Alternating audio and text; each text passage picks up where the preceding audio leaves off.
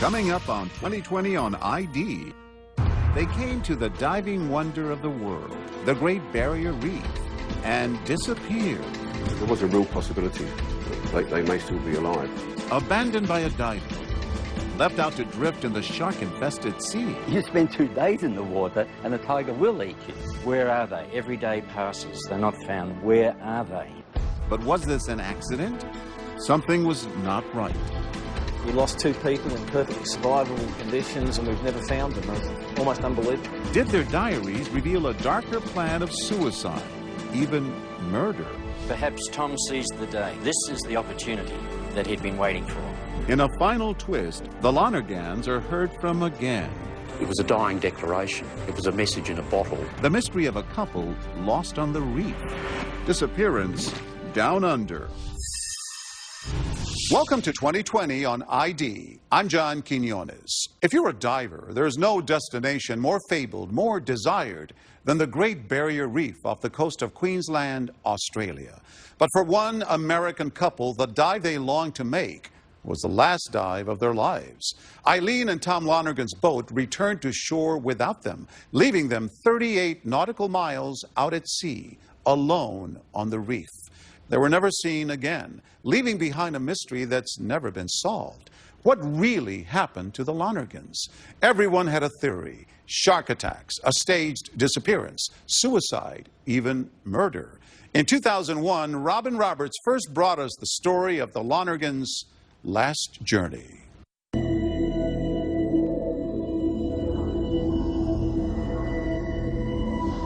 Anyone that knew them knew how they loved the sea.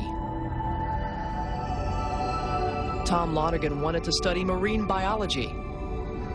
His wife Eileen loved the passion they could share for exploring reef life and learning, always learning about the fish and coral.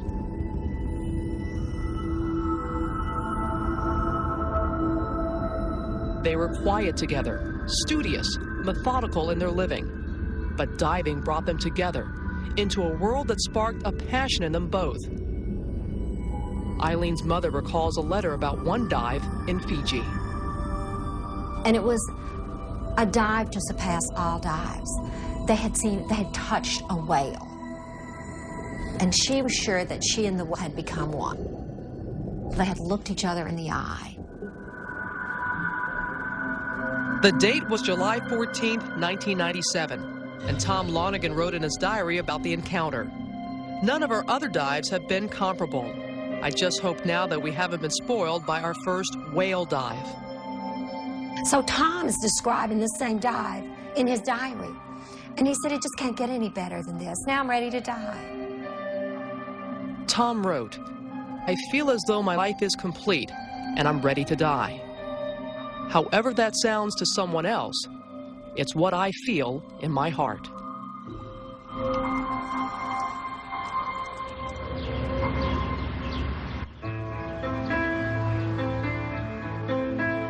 They had met on the campus of LSU in Baton Rouge, Louisiana, their hometown. Both were good students, and both joined the Air Force ROTC.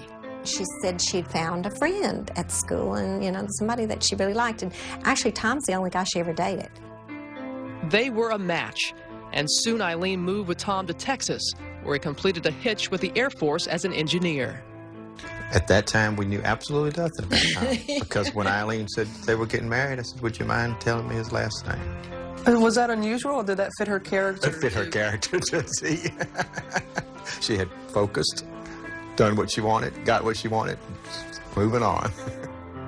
They were married quietly, no family, and began a life together, a life that would soon take them overseas. Eileen had wanted to be in the Peace Corps since she was in 3rd grade. So we figured that was one of those things that she would do. And in 1995, they did, moving to Fiji. For the next 2 years, they lived on a remote group of islands with little contact with the outside world. Kind of like living in the countryside. Every 6 weeks, the boat would come with food, mail, whatever. There was not a telephone. There was no electricity. It was very, very primitive. Co-worker Eddie Stiles knew them well. Tom was very intense, and he needed to mellow out. Did you ever see them apart? Very seldom did I see them apart.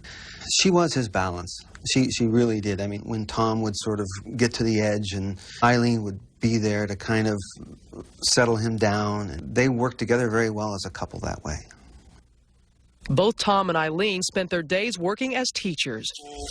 As first grade through 8th grade.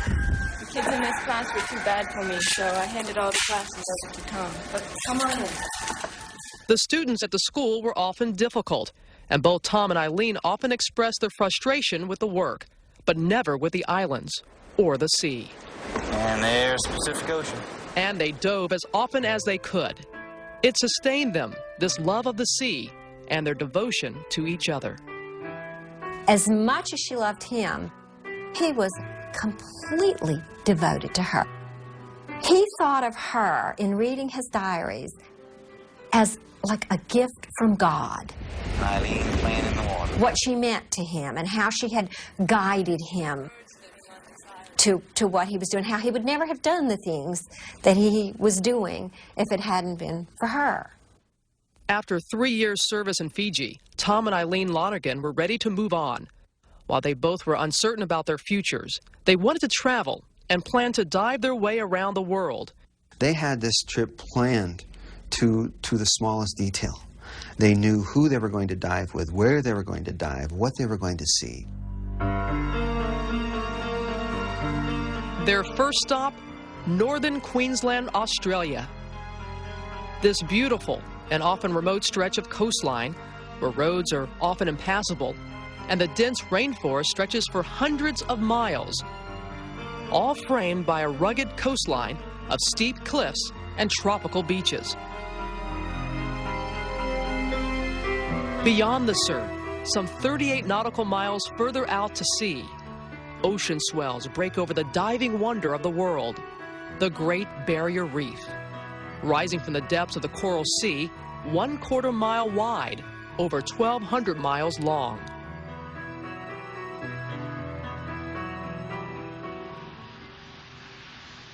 The Lonergans arrived in the port city of Cairns in mid-January of 1998. Traveling on a tight budget, they made their way to this hostel, staying in this room, the so-called honeymoon suite. Today, Barry speaking on Walkabout. Owner Barry Waymans. They kept to themselves to start with. They were very polite. They wanted to dive, that's all they wanted to do. And the weather conditions weren't really favourable for that. January is rainy season here, where the tropical heat brings constant rain squalls and the winds can keep the normally clear waters stirred up. The Lonergans joined a group of divers on a charter boat to the reef anyway, but the waters were murky. They went out on a boat, a day trip off Cairns. Visibility wasn't the greatest. I don't believe they were overly happy with the conditions, hence not happy with the dive, but I don't think a lot of people were at that time of year. The rains and the winds continue to pound the coast of Queensland. Cyclones threatened to come ashore at any time, and the Lonergans chose to wait it out. It was obvious that they'd have to stay longer because the conditions weren't favourable, so they waited a few more days and then made that booking to dive off Port Douglas. Port Douglas, some 40 miles further north, and another resort town known for its spectacular access to the Barrier Reef. Every morning, rain or shine, the dive faithful walk down the gangways to their waiting dive boats, leaving their shoes and dockside baskets to be retrieved on their return. And then begins the hour or more run through the open sea to the reef some 38 nautical miles out. In Queensland, diving is big business, the most vital blood of the tourism industry, supporting small dive operators and large ones capable of loading over 400 divers and snorkelers for the day's trip.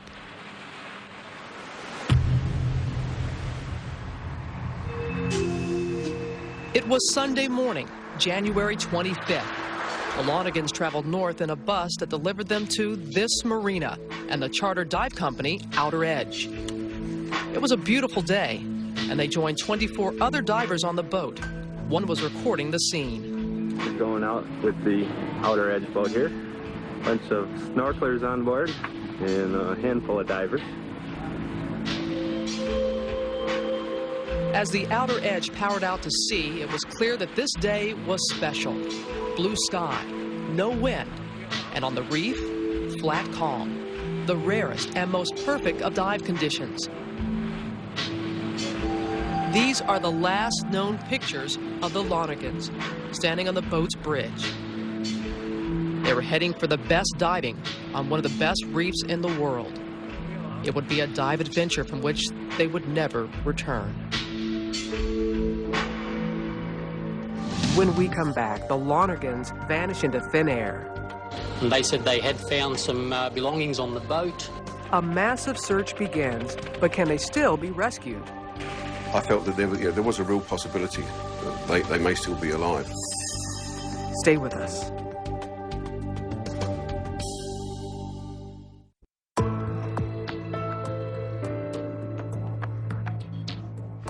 Tom and Eileen Lonergan had two passions, their love for each other and their love for diving. They'd come to the Great Barrier Reef off the coast of Australia to make a once-in-a-lifetime dive.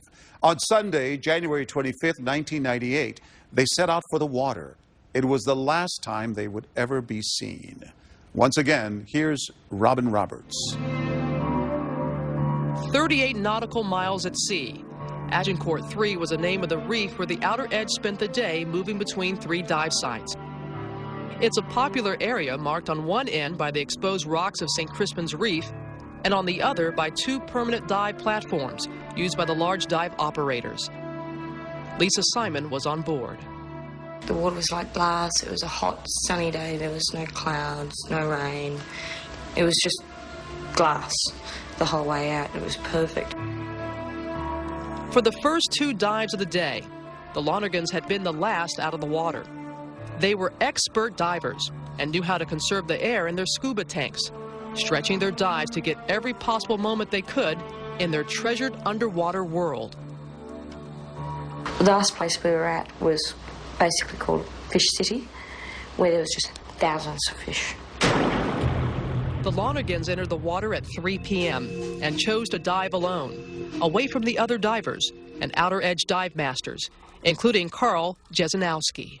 They asked specifically not to dive with a dive master, so they were diving on their own, which is cool. We had, I think it was a 25 or 30-minute time span in where everyone was going diving. They were told to be back by a certain time. Normal procedures required all divers to be logged in, dive times and depths recorded, and finally a head count to ensure that all are on board. The Outer Edge started her engines. Then we were just sitting back and relaxing, and most of us were in awe of what we'd done that day. It was just amazing.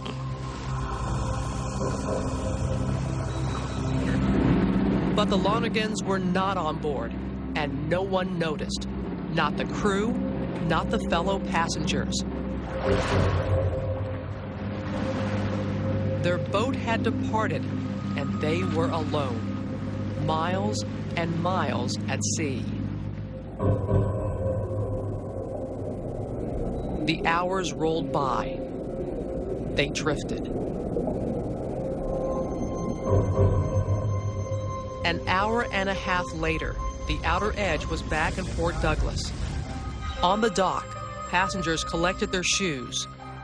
Two pairs were left behind, and no one, it seems, questioned why.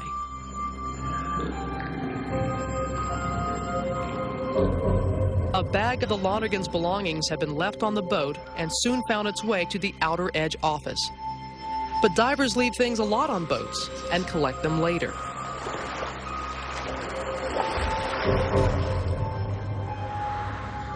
A bus operator expecting the Lonergans for their drive back to Cairns called the Outer Edge office. Where are they? As night fell, there was no alarm.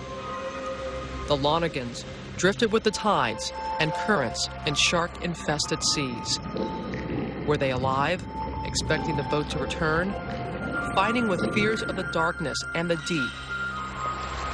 No one would notice they were gone for 2 days.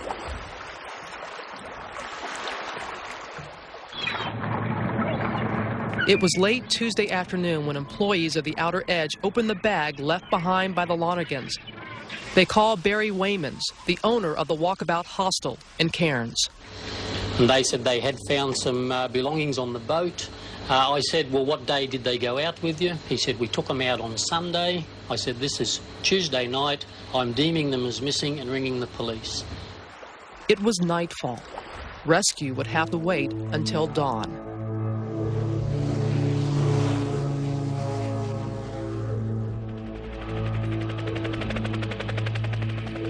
Detective Sergeant Paul Priest. At first light, there were 20 aircraft mobilised to search that area. 8,600 nautical square miles. I felt that there was a real possibility that they may still be alive. Got airborne just after first light that day. Searched around the fringes of the reef just in case the Lonegans had managed to get themselves up on the reef and out of the deep water. In Fort Douglas, police boarded the Outer Edge to begin their investigation. But essentially, it was about trying to establish why and how Thomas and Eileen had been left on the reef. The Australian Navy sent a team of divers. Within hours, they loaded their gear and left the harbor. The Outer Edge sped back to the reef and anchored above Fish City, the dive site where the Lonegans were lost. The day was spent looking for evidence, looking for bodies. Nothing was found. Well, what's the likelihood of these two still being alive? We have extreme fears for their safety. I spoke to the US consulate in Sydney. Both parents have been notified. So we had just come back from church. Kathy was getting some supper, and the phone rang. She answered it, and it was Matthew McKeever from the consulate in Sydney who was calling. And the more he talked, the less I could breathe, and finally I just couldn't breathe at all. I took the phone from her, and Matthew proceeded to tell me that they had been left out on the Great Barrier Reef 3 days before, and that we shouldn't get our hopes up. It was certainly frustrating from our point of view.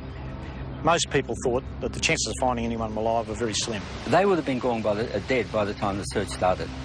Port Douglas resident and tiger shark expert Ben Kropp. I would not like to be out there for 2 nights. You spend 1 hour in the water, a tiger's not going to eat you. You spend 2 days in the water, and a tiger will eat you. As the story of the missing Lonegans exploded into world headlines, there still remained hope for their survival. In Baton Rouge, the Haynes family reached for their faith. Mostly, we're praying for the dive company, the people that seem to have left them behind. We don't really know exactly what happened to them. We don't see how God can refuse our prayers. He has them in his hands. Either he'll bring them back to us or he'll bring them to him himself in heaven. And either way, joy will be found. And in Queensland, the press descended on the offices of the Outer Edge, demanding answers about the missing American divers. It's spectacular news. Where are they? Is the question. Where are they? There's vessels going around that area every day. They're anchored there. There's huge boats going out with 400 people on board, nearby, to pontoons nearby. Where are they? Every day passes. They're not found. Where are they? When you come in again, 510, if you could go about 100... After 4 days of air and sea search, it is time to call it off. At times, when need to, there'll be sweeps made of the area. But at this stage, there'll be no more continuous official search. The search was over, but the story wasn't. There was real concern in the dive industry that the headlines would hurt business, and there was a growing suspicion that the disappearance just didn't make sense. Dive Queensland Vice President Carl McKenzie. The conditions initially were ideal. They just don't get better than that. There were boats all around where the Lonegans were. That bit of water out there, that's what it was like. It was as flat as that. Duncan Fainchi was in a fishing boat on the same reef the night the Lonegans disappeared. And the boat was just sitting there like a rock, just sitting there, just not a wave, not a ripple. There was like no other noise anywhere around, so if somebody yelled out help, you would have heard them for sure. We lost 2 people in perfectly survivable conditions and we've never found them. It's almost unbelievable. And that's one of the reasons why I don't believe the Lonegans are dead.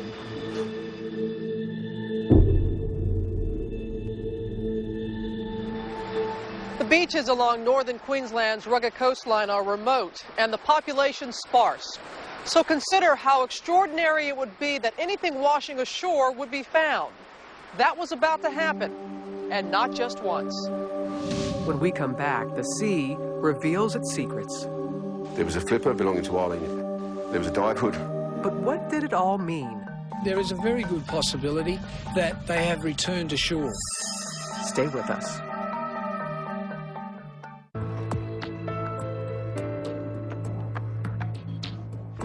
Tom and Eileen Lonegan had been missing for 10 days. The search had been called off and the dive industry was troubled. How could 2 divers just disappear without a trace? The mystery of the missing American divers was about to take a dramatic turn. With no bodies and the search called off, the police began to push the investigation into why this had happened. Detective Paul Priest. I still remain uncertain whether a head count was actually conducted, given the various conflicting accounts, or again whether the head count was conducted, but it was flawed. Wayne Brooke remembers a head count. And they just counted heads. And so does Lisa Simons. We did a head count before we left the last dive site. Carl Jesenowski was a dive master on the boat. Everybody's talking about head count all the time, and I remember one being done, but whether they had or not, I'm not sure. Confusion and more confusion.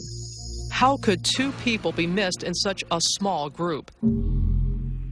And then, just 10 days after the Lonegans disappeared, their dive gear began to wash ashore. On a remote beach some 70 kilometers north, Aboriginal natives had made a discovery. One was the buoyancy vest, which clearly belonged to Thomas Lonegan. There was a flipper belonging to Eileen, it had her name on it. There was a dive hood, also belonging to Eileen. There were 2 dive tanks. Eileen's basically also washed up with her name on it. All in the same place. All of it in perfect shape. No signs of shark attack. No teeth marks or tears.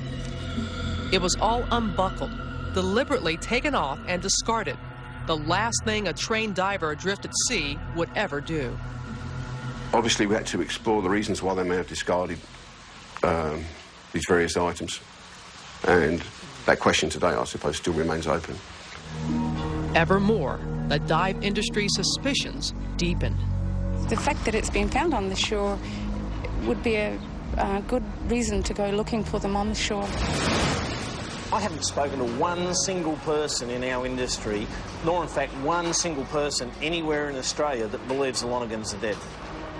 Graham Connett is a dive operator and spokesman in Port Douglas. There is a very good possibility that they have returned to shore. Now, under their own means or with the help of somebody else, they've now escaped into Australia and may have even left Australia. Forget Hollywood. This story wins the award for mystery. Every day, a new story, a new theory. New claims they're alive.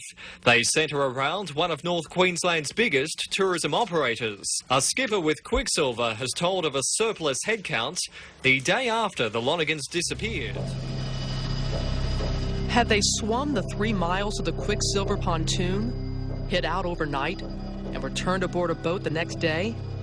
The returning boat had a head count increased by 3, and reports of English being spoken in a party of Italian tourists. We explored that. We explored that at length. That, you know, perhaps they may have staged their disappearance. These things do happen. In fact, press reports seized on another case in New Zealand. Milton Harris had faked his death off a ferry in 1985. Harris was from Baton Rouge, the same town as the Lonegans. Incredibly, he was reported to be a member of the same church. And as the press reports about the Lonegans increased, the sightings began. There was no stopping. From the Northern Territories to the city of Melbourne in the south, there were reports filed with police. The Lonegans had been sighted 26 times in 26 places. In Port Douglas, Jeanette Brentnall, the owner of the Jungle Bookshop, says she thinks she sold them maps of the Northern Territories. At a post office in Melbourne, Rita Mason says a man matching Tom Lonegan's description asked about passports. Tallish, thinning hair on top, glasses, but they were had that tinge of yellow through them. The press reported on every lead, no matter how absurd. Finding water by... Consider Bob Sheen, a diviner who claimed a talent for finding missing people. While interviewing him, one news crew thought they spotted the lost couple driving by and gave chase, finally pulling them over for this encounter. I thought you looked like the missing American divers. The Lonegans. Yeah, that's us, yeah, definitely. Yeah. Is there a reward? These matters had to be investigated. We did investigate them and we discounted them as best we could. But despite police assurances, the debate over the Lonegans' disappearance raged on. We had the buoyancy vest wash up on the same beach that the scuba tanks washed up on, at the same beach that the fins washed up on. And any diver, anybody with anything to do with the marine industry would know that that's just not going to happen. I believe the Lonegans deliberately got into the water with the intent of staying there a long time.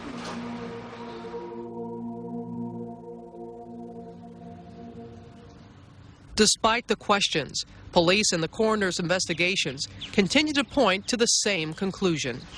Can you imagine the sort of elaborate plan that you need? I mean, there's far simpler and safer ways to stage your own disappearance than to get on a boat, jump in the sea, have some expectation that there's going to be a flawed head count, that you're going to be missed on the dive log, or you're in collaboration with the skipper and crew of that vessel, or you've got a submarine somewhere in the neighbourhood. So it didn't take too much to realise that this wasn't a case of a staged disappearance. It's quite simply they'd been left at sea where they perished.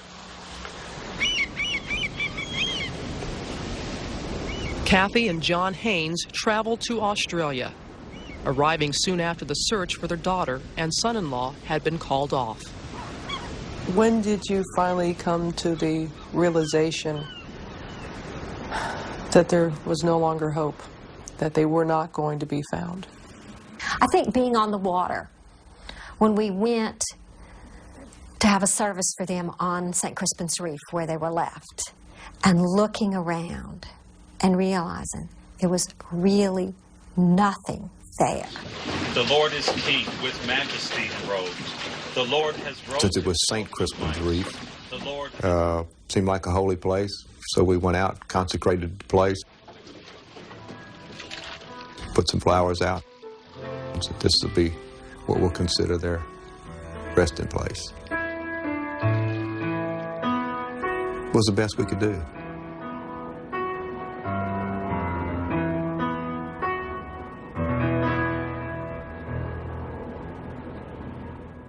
It was soon after the Haynes family had committed Eileen and Tom Souls to rest on this reef that the stories swirling around their disappearance would become even more troubling. When we return, what the Lonegans left behind reveals a dark side no one suspected. I can only conclude that Tom sees the day.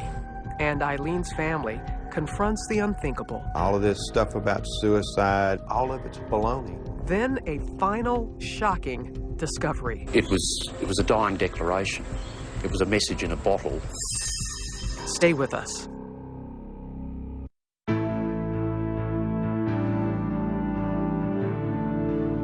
Police investigators were narrowing their focus, and the coroner was edging closer to issuing a report. It was expected that the Outer Edges captain would become the subject of a criminal prosecution. But there were still more turns in this case, none more upsetting those involved than what was to come. Police have just released a statement which says they have found in the belongings of the Lonegans evidence of, quote, trauma in their personal lives, unquote. When detectives had visited the Walkabout hostel in Cairns where the Lonigans were staying, they took with them items left in the hostel's lock safe, their passports, their traveler's checks, and their diaries. Police explained if they had staged their disappearance, why would they leave their passports and cash behind? It didn't make sense. The diaries, however, would prove harder to explain. It was a fairly bizarre twist from my point of view. They raised issues that I couldn't discount. Excerpts of the diaries were leaked to the press as the coroner's inquest continued and splashed across headlines. Tom Lonergan is quoted as writing 5 months earlier in Fiji, "I feel as though my life is complete and I'm ready to die. As far as I can tell, from here my life can only get worse. It has peaked and it's all downhill from here until my funeral."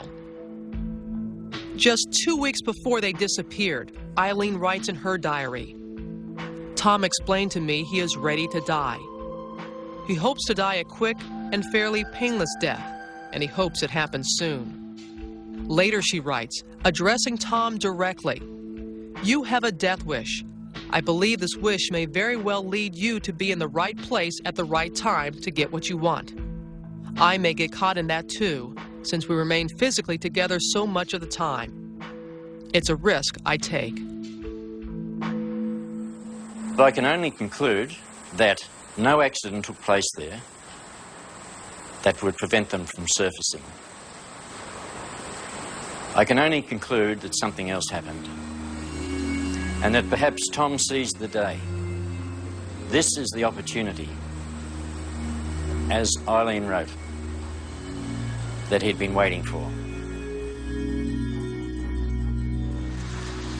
Police were sufficiently concerned to send investigators to Fiji to interview the Lonigans' co-workers about their character, including Eddie Stiles. I was angry. I was very angry. The idea that they would even consider talking about a suicide pact, that just wasn't Tom and Eileen in any way, shape, or form. Back in Cairns, the coroner's inquest was taking testimony at the courthouse, and the press was swarming. The Hayneses, Eileen's parents, and the Weirs, Tom Lonergan's sister and brother-in-law, had all come from the States. We're here to hear the facts. It represents the Lonergan family. At the inquest, with family members listening, an attorney for the dive boat captain read multiple diary entries into the public record, suggesting there may have been suicide, even murder at work here. The day that he read out of Eileen and Tom's diaries, I hated somebody. I mean, I hated this man. It's so strange because we were able to sit through inquiries and through the entire trial and not really be as angry toward Jack Nairn, who was the skipper of the ship, as we were toward this man who was his attorney. All of this stuff about suicide and murder, running away, insurance, said all of it's baloney. They were shocked, absolutely shocked. An attorney for the families responded. This was a very, very hurtful thing to have been said about their children. That was deliberate, malicious misquoting. It was really sad. Of the diaries, and it was sad and it hurt a great deal. And I'm still struggling with that one. Both families have declined to make the diaries fully available for review. But in any context, Eileen's concern about what she termed Tom's continued death wish is clear. Her concern for herself is clear. However much weight I put to the contents of the diary, I couldn't transpose those contents onto the facts known about their disappearance. And I wouldn't imagine for a moment that being abandoned at sea, surrounded by sharks in the heat and dehydrating is in any manner or form a quick and painless death. 9 months after their disappearance, with no bodies found and no direct evidence, the coroner's inquest pronounced Tom and Eileen Lonergan dead by drowning or shark attack. Still, the debate continued. I know it's troubling, but the evidence, the hard evidence, points inevitably to the fact that they could not have survive. John Bailey was a prosecutor in the coroner's office. It was his choice to recommend criminal prosecution for the boat's captain, Jack Nairn. I felt that there was evidence that the breach of duty was so great as to amount to gross negligence, not mere negligence, and thus qualify as criminal negligence. It would take a year before Jack Nairn would be put on trial for criminal negligence in the deaths of Tom and Eileen Lonergan. And as the debate swirled around the case, there would be a final dramatic turn. The Lonegans would be heard from again.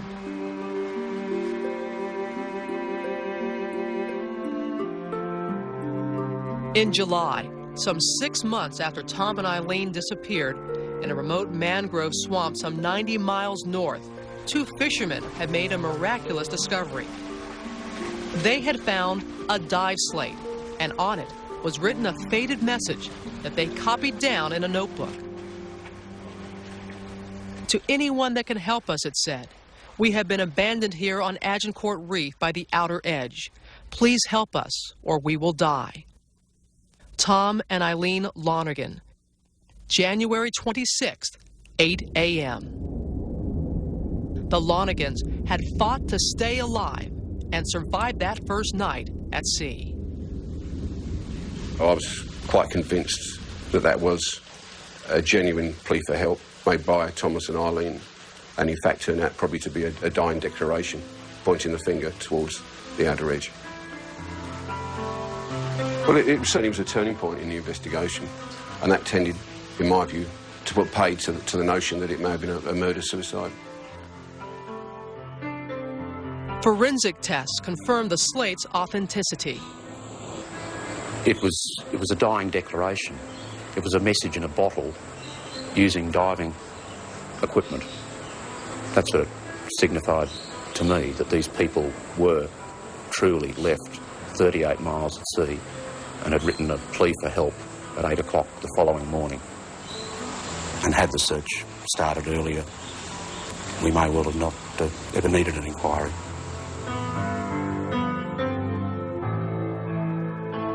The Lonegans had survived 17 hours at sea and still managed to write a plea for help. The believers of any murder-suicide theory suffered a setback. It seemed they had worked hard to survive. Now questions focus squarely on the conduct of the Outer Edge crew, and it was the captain's turn to take the stand. Stay with us.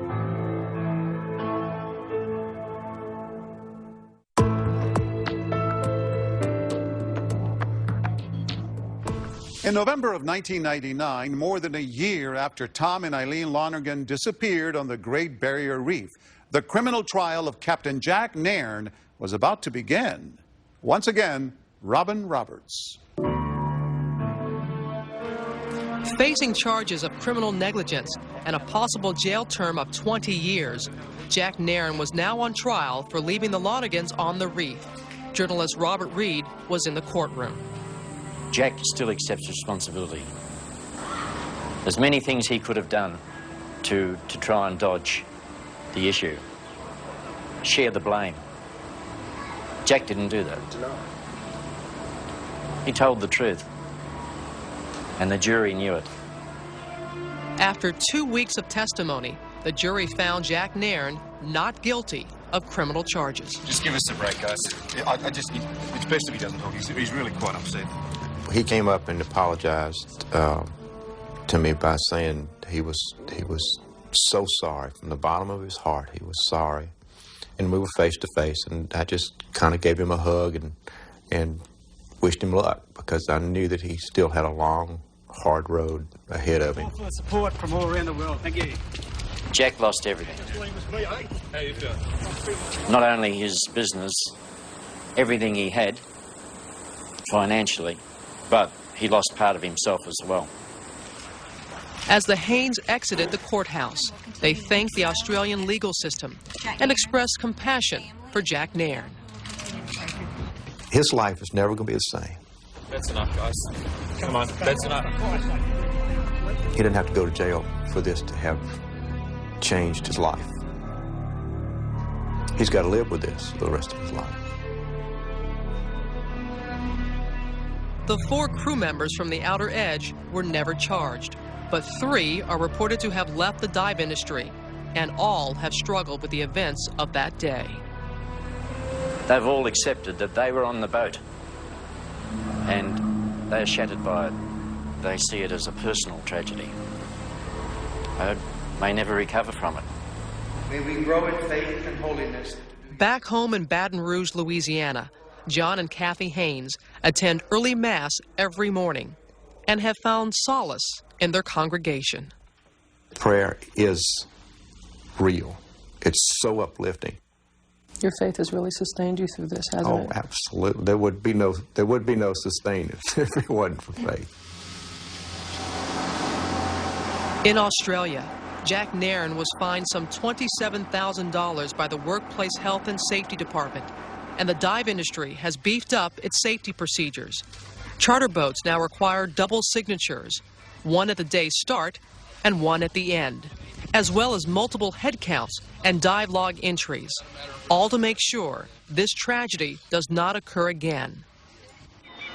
In Queensland, the Lonergan name will be remembered. I think it'll always be around. No bodies.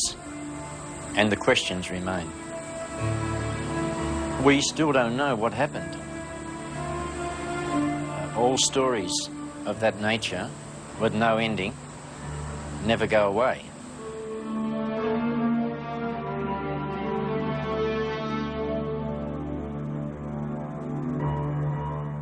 Since the Lonergan's disappearance in 1998, the Queensland government has enacted legislation to help ensure other divers will not suffer the same fate.